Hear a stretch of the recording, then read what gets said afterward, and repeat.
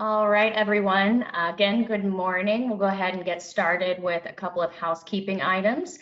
First of all, I'm Carly Turpeyfield, your point of contact here at GMS. Thank you for joining us for the session HR 101 this morning. We're excited to have GMS's HR expert, Megan Wagner. Megan has been with GMS since 2016, and in that time has grown into the role of Client Services Manager. She currently holds her PHR certification through the HR Certification Institute and a bachelor's degree in art from Kent State University. The following key takeaways will be discussed throughout her presentation: why HR matters, everything you need to know about proper HR documentation, and how to retain employees through employee engagement. This session is being recorded and will be sent out along with additional resources after the webinar concludes. All microphones will be muted throughout the presentation. However, you may type your questions into the chat box and they will be answered during our Q&A session at the end of the presentation. Megan, go ahead and switch the slide for me. Just a little bit about GMS. First, we're a professional employer organization, or PEO, headquartered in Richfield, Ohio. We were founded by Mike Cahoe in 1996 and have helped thousands of small to medium-sized businesses take control of their HR functions nationwide. Our mission is to provide our clients with the HR tools and resources vital to help your business grow and succeed. We take on the administrative burdens that companies don't have the time or expertise to manage effectively, including payroll and tax, human resources, benefits, and risk management. We also have several locations throughout the United States, 21 offices, with our newest office having just opened last week here in San Diego. Go ahead and switch the slide for me, May. With a PEO, you receive the following: a technology platform backed by hands-on services, a dedicated contact to reach out to for guidance, full service team of HR and employment experts, along with a proven business model regulated by state and federal agencies, enhanced liability protection, and big business benefits at a competitive cost. So without further ado, I will pass it off to Megan Wagner. Perfect. Thank you so much, Carly. I am very excited to be here with you guys today. As she mentioned, I'm going to go through kind of an HR 101 with you guys. I want to explain the key factors in HR and how this can really make or break your business. There's a lot of things that come into play with HR that can be very costly for employers, and I want to break some of those down so you're aware of them, aware of how to handle situations, what to do to protect yourself, and just overall make your business better. So on our agenda today, we are going to talk about HR compliance, really understanding why does HR matter, understanding lawsuits, fines, and audits, how they can completely derail a business. They can be expensive and they can be costly to you, and there's ways that you can take action to prevent them. We'll also get into a little bit about HR documentation and what you need to know. What does proper documentation look like, how it plays a key role in unemployment, how you can protect yourself against wrongful termination and discrimination lawsuits, and just the proper ways to do it. It's not as complicated as everybody thinks, so I want to give you those basics. And last, we'll go through employee engagement. Obviously, it's really hard right now to hire, but once you do hire, how do you retain those employees? Understanding how you play a key role, how your culture plays a key role, and how to handle situations when an employee comes to you asking for more money. So that's on our agenda for today. And first, let's start with HR compliance, really getting into the nitty-gritty of why HR matters. I want to focus on three things today in the compliance aspect. First, with hiring practices. You guys, either if you're hiring or your managers are hiring or whoever's hiring for you, have to know what you can ask, what can't you ask, what type of questions can get you in trouble. Just understanding rules and regulations behind all of those things. We also want to take a deep dive into employee files, understanding what should be in employee files, what you should keep out of employee files, who should even see those employee files, and just how to maintain them. And last, we'll look at the FLSA, or the Fair Labor Standards Act, and how they come into play with work weeks, understanding hours, understanding overtime, and that's where your big fines come into play. So first, let's start with hiring practices. Whoever is doing the interviewing for your company has to understand there's areas to avoid and areas that can keep you in compliance when you're hiring employees. It's safe to ask questions about the employees, like work history. You know, tell me about your previous positions. Tell me about the experience you had at the previous company. You can also ask about professional accreditations. Do you hold a certificate? Is there something that we should know that you're bringing to the table that would set you apart from any other possible candidate? You can also ask about education, degrees they might hold, especially if that's pertinent to the role that they're going to play, and you want to make sure that they have that education. You can also show them the job description. See if they have a job description match, meaning they understand what's going to be expected of them day in and day out from their duties. Can they, meet the tasks that you need them to do? Do they understand the work environment? Do they understand the competencies that are going to be asked for this specific job? Those types of things are easy, right? Those are easy to explain, easy to walk through. But things we want to avoid are anything that has to do with the EEOC violations that regard age, sex, religion, marital status, disability, things like that. There's also the hindrance of you can't ask somebody, well, when did you graduate high school? Or how many years has it been since you've graduated high school? Because what you can do is it looks like then you're trying to figure out their age. We want to avoid types of questions that hinder on any type of EEO violation. That just keeps you in compliant, and it makes sure that you're hiring somebody based on our safe things, right? Based on their work history, based on their professional accreditations. You also don't want to ask about financial information if it's not related to the job. If you're not going to do like a credit check on the employee because their role has nothing to do with your finances, if there may be a laborer for you or they work in your warehouse and their specific role has nothing to do with the finances, it's not okay to ask them for a credit check or how are you paying your bills? Do you have a direct deposit? Are you okay with this type of information? It's really best to kind of stick away from those because it's not pertinent to the role. Also asking if they have wage garnishments or collections, child support, anything like that. We don't want to discriminate against individuals that do have that either on their record or that are active because it can be seen as a discriminatory practice. One thing that comes into play a lot are family or medical conditions. So if you have a role that is going to be specific to a labor position, that's where we go back to the job description match. We want to give them the ins and the outs of the role, what's expected of them, how much weight they're going to have to lift, if they're going to have to climb up and down ladders, like depending on what it may be, but we don't want to ask about medical conditions, either for them or their family members. And you might be thinking, well, what does their family members have to do with anything? But if you offer healthcare and you don't bring this individual on because maybe they let you know that their spouse is sick or that their wife is pregnant, that can be seen as discriminatory practices because they're bringing claims possibly onto your healthcare.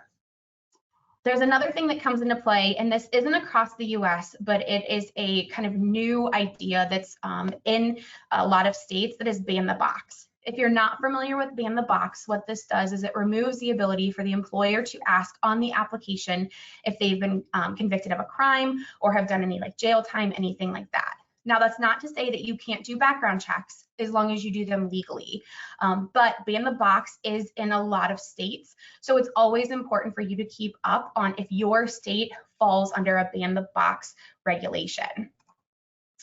Employment files also come into play and huge here because we want to figure out what should we be keeping in an employee file.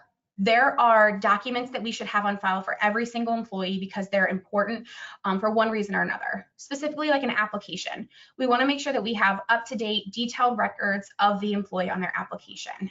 A new hire form. If they're coming on, we want to make sure that we have up-to-date information on their address, on their information that they're bringing. So like their background screen check and form, their I-9 is required by every employer. So you want to make sure that you have an I-9 on file. That's through the federal government, just saying that this employee is authorized to work in the US. That is a form that every employee that's working for you, that's a W-2 employee, has to have within their employee file. We also want to have forms like the W-4 or their state withholding. That way there's no questions. If an employee says that they denoted they should have been exempt, but on their W-4 it denotes that they're claiming, one dependent, then there's a discrepancy. But you should have that documentation in place. That way you're sure that everything is up to date and your records are good. Direct deposits also come into play. Employees from time to time will get, new banks or bank records account. And if they do that, you want to make sure that they have the most up-to-date information so that they're getting paid, right? The employee being paid is a huge thing for them. So you want to make sure you have the most up-to-date information. When we talk about regulations and different things that come into play with the FLSA or Fair Labor Standards Acts come into play when we talk about things that can really cost you big. These can be where the employee is upset about their hours worked or they're not getting paid for their hours, and you have a responsibility to make sure that you track things like time in, time out, breaks, end of the hour, are they going into overtime? Are they eligible for overtime? You have the responsibility to note whether this employee is going to be listed as exempt or non-exempt, what they're going to be making, if there's any type of shift differential, or if they're going to make more for one shift versus another shift. Anything like that comes into play, it's your responsibility to communicate that to your employees. Your employees also have to understand what the work week is. So if your work week runs Monday to Sunday, you have to know that your employees then, once they hit 40 hours, if they're non-exempt, are eligible for overtime through that Sunday. If you can't have them do comp time, which is where you say, oh, hey, I know you're going to go into overtime. Instead of that, why don't you just come in late on Monday morning? Those types of things where you're dodging overtime, those can really get you into trouble. You have to make sure that you're following the FLSA standard to pay non-exempt employees overtime once they're eligible for it. Child labor laws also come into play, and obviously these are different for every single state. They vary tremendously from state to state. So it's really important that you understand if you have a minor working for you that's under the age of 18, can they even work for you? OSHA has regulations that says what jobs they can and can't do if they're a minor. It puts them in different work environments. It allows them to have different breaks at certain times. Can they work on a school night, or can they work, throughout? How many hours can they work? There's a lot that comes into play with child labor laws for the states that you have to understand as an employer. So as we go through all this, you're probably like, oh my goodness, this is so much for me to know. So how do I document this? How do I keep records of all of this? How do I make sure that I'm staying compliant in everything that I'm doing? And that's where your documentation comes into play. So let's go through documentation and what you need to know to be successful. So documentation, and this is kind of an HR mantra, but if it's not documented, it didn't happen. Anytime any employer wants to rate somebody up or terminate somebody, always make sure you have good documentation. It's really harmful for you to have 15 conversations with an employee and never once document it and then terminate them, because chances are you're going to lose unemployment. So I want to go through with you and understand the when, the how, and the what of the basics of documentation. You should always have a goal when you're doing documentation. So what is my end goal? Is my end goal to improve their performance, to win unemployment, to terminate them, just protection from me as a company? Like, what's my end goal with this documentation? So there's a lot of different types of documentation you can have. Obviously, I think the first one that we think of when we think of HR is handbooks, right? Do you have a solid handbook in place? Do you have yourself protected and your employees protected within a handbook? Handbooks have not only policies that are your policies, but they also have like federal and state policies that you have to adhere to. So it should be a book or a document that protects everybody, right? You have to have your overtime in there. If you're FMLA eligible, you have to have your FMLA and your leave policies in there. This is what we reference when we write employees up or when we go to terminate them. So this should be a solid document. It's really efficient if you guys can find a solid handbook, either with a legal team or with a PEO like GMS, where we're going back to tell you, like, this is what should be in a handbook, this is why this should be in this handbook, and this is how this protects you. Time and time again, we see a lot of employers just Google things, Googling handbooks, which is a great start, but it's not always the best protection. We talked a little bit about job descriptions in the hiring process, but job descriptions come into play a ton. They come into play with unemployment and with workers' comp. If an employee is injured and they're doing something that's outside of the scope of their duties just because they decided to do that, we want to make sure that we have a job description in place to let the workers' comp specialist know, hey, this wasn't in the scope of their duties. They weren't doing something that's ever been asked of them. This also comes into play with unemployment when employees say that they were asked to do things that's not within their duties. This comes into play a ton when we see documentation. Employee files we talked about, but those are just the files that employees have of everything, right? Discipline and documentation, this is when we're writing somebody up, when we're terminating somebody, when we're putting them on a PIP or an action plan. We want to make sure that we have good, solid discipline documentation for every employee, for every situation. That way they can't claim discrimination, and you can say that you're following your policies and your practices to a T by having proper documentation. OBPs and SOPs are really great for you to have for your employees so that they know what's expected of them. They know how to do things. They know what's the proper way from A to B to follow through things, right? If you want them to do something a certain way, you have to tell them or show them how to do that. And this is where this comes into play. So what are my basics, right? What do I need to know when I'm doing this? And I think this is where a lot of people get caught up that I don't know how to document something. And it doesn't have to be crazy, right? Know the basics. When do I record something? It's really important that you record something when it's happening, right? Your goal should obviously always be 24 hours, but make notes. If you're somebody that needs to walk around with a notepad or type it in your phone, make a note of what happened, and then at a later time, write up a better situation or write up a better documentation, but do it in the moment. It's much easier for you to do that. That way you have details and you have everything that you need on how, like what happened, how did it happen, and all of that. Also, how do you record it? So this is something that I think a lot of people get in their head with, what should my documentation look like? What does it have to say? What goes into this? And really, this is right now for you. If you're starting out by taking notes, by writing employees up, just make sure it's legible, right? You never know when you're going to have to come back to something years or months later that could come up in a lawsuit or could come up in unemployment. So you want to make sure you're protecting yourself. To get started, maybe just email yourself or text yourself. There's also apps that you can use like Evernote or Notepad, but really the more important thing is just making sure you're taking notes in the mix of things. So if you don't want to introduce distrust where, we're recording the employee when you're talking to them, then take basic notes and then record it at a later time. But I think the biggest key thing is that you're documenting. So what do we document? Key things. Key information of what happened. We want to make sure that we have the details so that if this is a case with discrimination, you don't have to go back to remember what happened, right? We don't want to add that extra flair or emphasis for no reason. Just document the basics. What happened? When did it happen? Who did it happen to? What did I witness? Who are the witnesses? And we want to make sure that we don't speak for the speaker, right? We don't want to say things that the speaker didn't tell us or that we didn't witness. So when we look at this and we look at discipline documentation, make it basic, right? Describe the behavior or performance that must change. What did they do and what needs to change? Were they absent from work and they violated your absenteeism or tardyism policy? Or do they have poor performance and we need that to change? And it's important to follow the conduct, not the individual. So don't say this person is lazy. This person has an attitude. You want to say this person's not performing well, or this person has been tardy however many times. We want to make sure that it's the conduct that we're describing and not the actual individual. We have to know if we're putting this employee on a PIP or a performance improvement plan or just an action plan.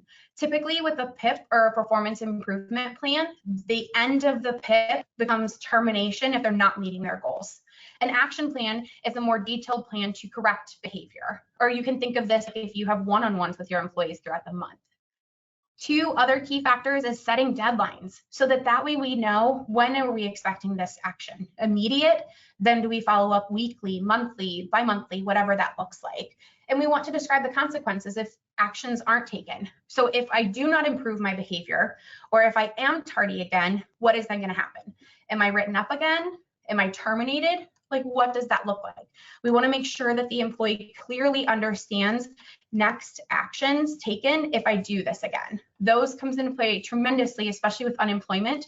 If we move towards a progressive discipline plan, unemployment's always going to ask, did you warn them? Did you tell them what's going to happen if they do it again? Those are questions that always come into play with unemployment. So now that we've talked about discipline documentation and documentation in general, let's talk about engagement. I know this is something that's really hurting a lot of employers right now, and it's something that you have to make a conversation within your company. Right now, I think you'd be shocked to learn that 65% of active employees are looking.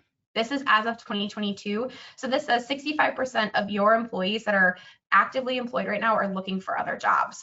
And 63% of those employees cite pay is their reason for their looking. So what do we do for that, right? How do we combat statistics like that? You have to figure out why your employees that are staying, right? You have to figure out the ins and the outs of what's keeping people employed with your business. So you can do that by a lot of different things. You can do surveys to figure out what are people saying, what are they liking, what do they not like, what do they wish might change, what are they looking for from you as an employer. You can also do stay interviews to figure out what has made them be with you for the past 10 years? What gets them up every single day? What is their why that I'm coming to work? You can figure those things out in stay interviews. Performance reviews are always super important, right? If your employee doesn't know how they're performing, they're not going to know if they feel like they're a good employee. If you never communicate with them how they're performing, they might not know and think that they're doing a bad job or that they don't get any type of feedback, and that causes them to leave. You can also do things like benefit summaries, where you give a complete overview of how much you're actually paying them. So a lot of the times when employees look at their pay, they just look at the pay. They don't look at things like if you do expenses, if you do cell phone reimbursements, if you're doing gym reimbursements, maybe they have a car allowance or mileage, things like that. Put all of that in a summary and give it to them. Have that conversation with that benefit summary so that you can say, yes, your overall salary is 60,000, but then we also have been paying an additional like 24,000. That makes a huge difference in the numbers that you're talking about. A lot of employees also just want recognition, want to just know that they're doing a good job. Maybe want to have a pizza party or something basic that just says that they're appreciated.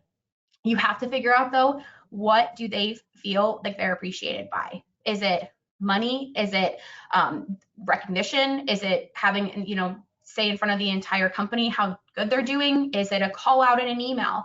Is it an employee of the month? Like, what does that look like for them? You also want to make sure you have advancement within your company. So if you're interviewing people and they say, what does growth look like within this company? What does advancement look like? How can I advance within the company and make more money? You have to have a plan for that. You have to understand, do you have like junior and senior levels? Do you have different SMEs or things that come into play that shows advancement within their growth of their professionalism as well within the company? And you have to understand your culture, right? You have to know, what are people looking for? What's my company culture? What is my company saying to my employees? What do my employees say to other people that tell them about our job or their job or how this works? So when we look at this, these are why you typically lose employees. It's training. If you're not properly giving your employees training and they're asking for it or they're asking for advancements, this is one of the reasons why you can lose employees. So ask yourself these types of questions. When's the last time you had an employee training? When's the last time you did a complete training of the company? When's the last time you had an employee leave for a better opportunity? If recent, ask them what that better opportunity was and ask them why they felt like it's a better opportunity than your company. Management also comes into play a lot. So I'm sure you've heard people don't leave jobs, they leave bad managers. So are you somebody that just promoted your best employee? And if that's the case, did you ever train that employee on how to be a manager, how to discipline, how to document, how to have uncomfortable conversations, how to handle situations? If you've never talked to your managers about doing that, they're probably struggling. And if they're struggling, then their employees are going to be struggling. So you really have to train your managers on how to manage because they might not understand or know. We also talked about culture, and you really have to understand the culture of your company. Are the employees that you're bringing in a good culture fit? What do you even want your culture to look like? Currently, right now, if you asked your employees, what is your culture, and you asked yourself that, do they align? Are they completely different? We have to look and understand if you're trying to drive for a specific culture, do your employees also feel that? And if not, then what do you do? How do you reorganize your culture? Because that's really important and that can cause a lot of employees to leave. So let's talk a little bit about what you can do. I know this is a hard point when we talk about something like pay, but you have to know where you are. You have to know by doing a salary analysis where you are in the market. Are you overpaying, underpaying? And if you're underpaying, what can you do?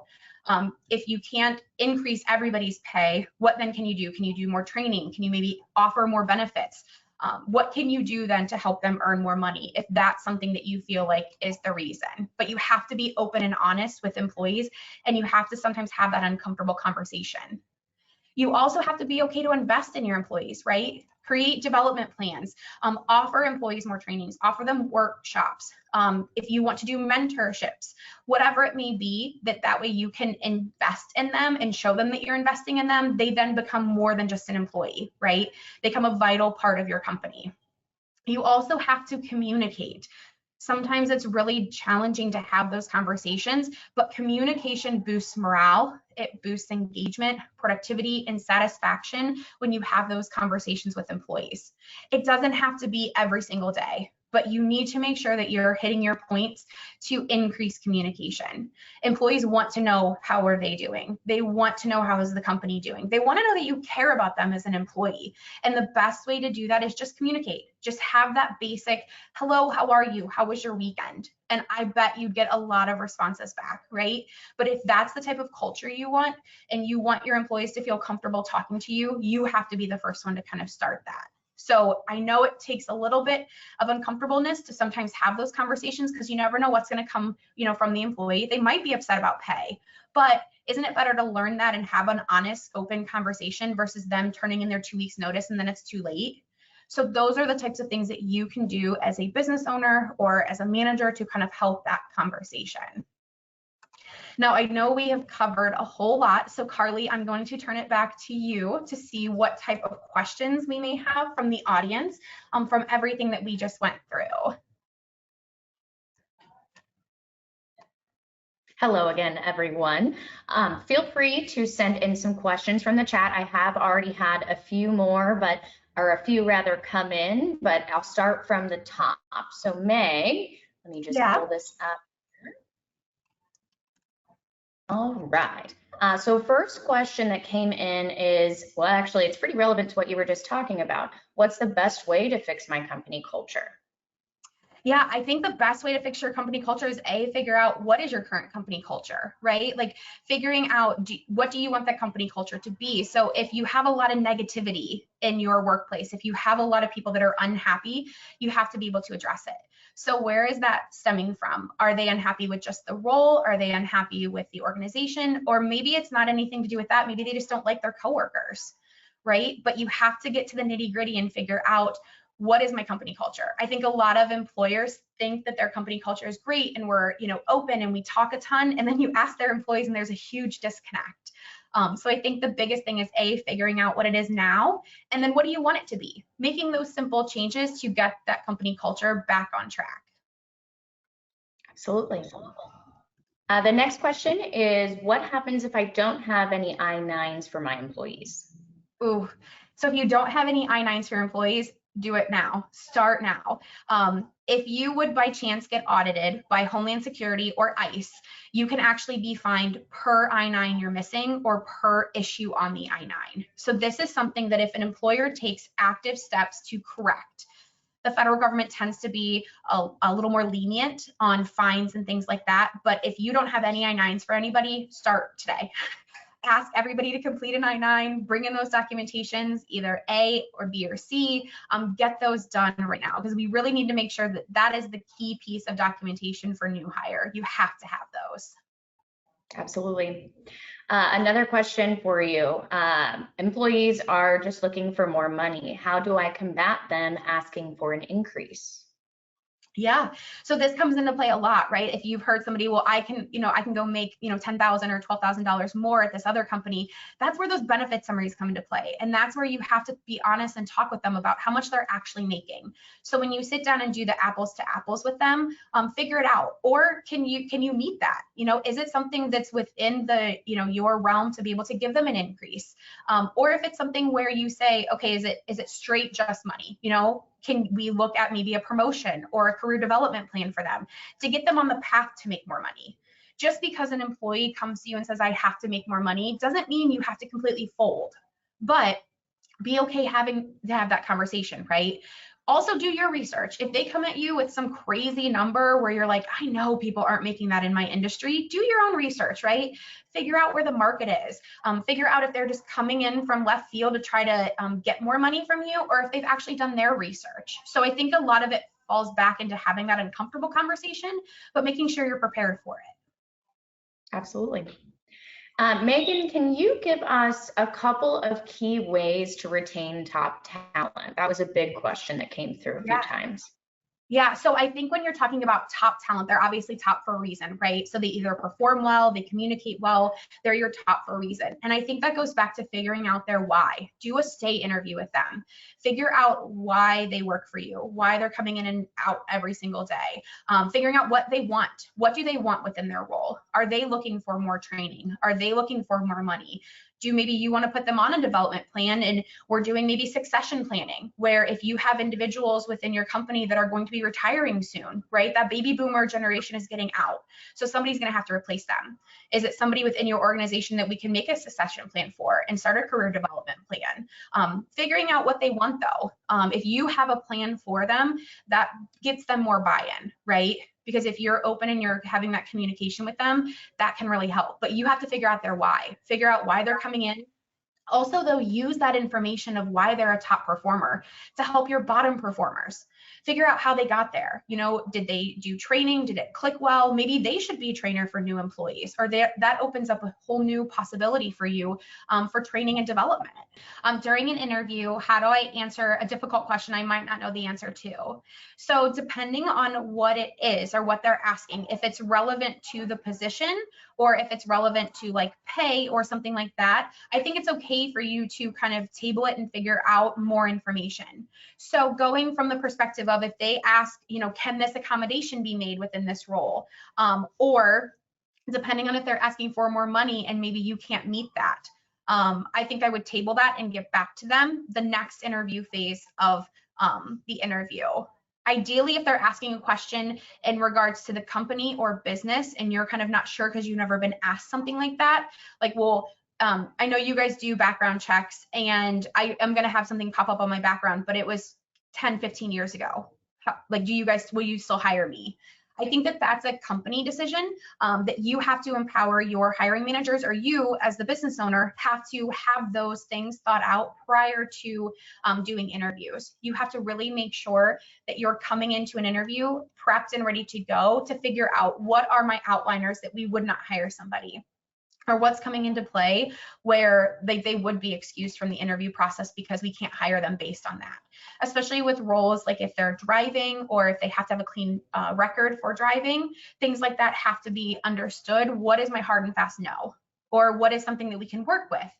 But remembering, if I'm going to work with somebody, I can't discriminate then against other individuals. So I think making sure that we're not discriminating against people when we're interviewing them is the biggest kind of takeaway. I did see another question come in to the question line. So I'm going to ask it about job descriptions. So it does say, how can I improve my job descriptions on job postings to attract more applicants?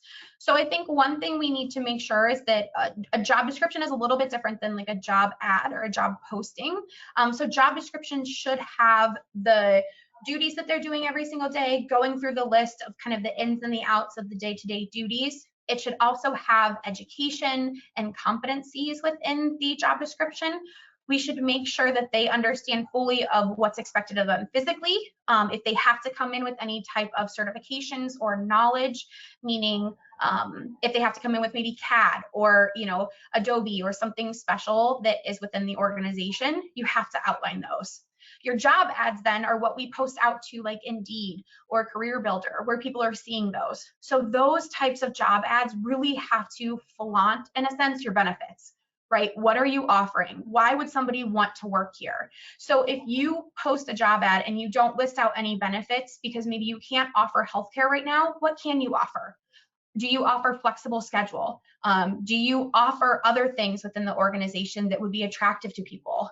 If you want, go out and do research of what other companies are posting, what other companies are bringing to the plate. See what you can match or add. I think it's really important for you to kind of understand you have to put your best foot forward when we're doing job ads, because that's the hard and fast. Somebody has to read this and want to come work. Another thing is putting the salary range on there. People want to know what you're going to be paid just within the job ad. We see tremendous amount of traction with job ads that have that actual amount in there. So making sure you're going through and putting the salary requirements in there. If it's a range, put a range. If it's negotiable, put that in there too. That way people are fully aware of what they could be getting paid. Let's see. All right. So I want to thank everybody so much for joining us today. I hope everybody had a great time going through everything. I hope you had a lot of takeaways today with information. We want to thank you for joining us. As Carly mentioned in the beginning, obviously GMS is a PEO. We work with a ton of different companies throughout the US. Here is our contact information if you would have further questions or want to get more information on partnering with GMS. Carly's information as well as my information is posted. Again, we want to thank you so much for joining us today. Thank you for being a wonderful audience. I hope everybody has a great rest of your day, and thank you so much.